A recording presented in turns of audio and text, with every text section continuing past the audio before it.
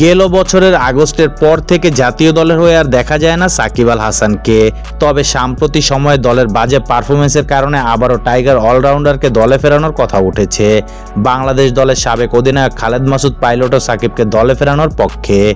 গতকাল এক অনুষ্ঠানে সাকিবকে নিয়ে পাইলট বলেন, আমি মনে করি রাজনৈতিক ব্যাপারগুলো না থাকলে একজন প্লেয়ার হিসেবে সাকিবের বিকল্প এখনও আমাদের দলে নেই।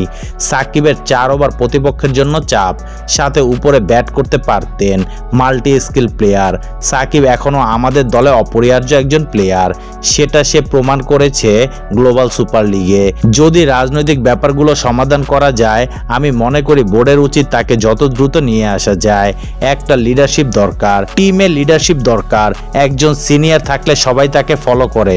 মাশরাফি বিন মুর্তজা যখন ক্যাপ্টেন্সি করেছে, তখন তার অধীনে তামিম ইকবাল, সাকিব আল হাসান, মাহমুদুল্লাহ রিয়াদরা সবাই তার জুনিয়র ছিল।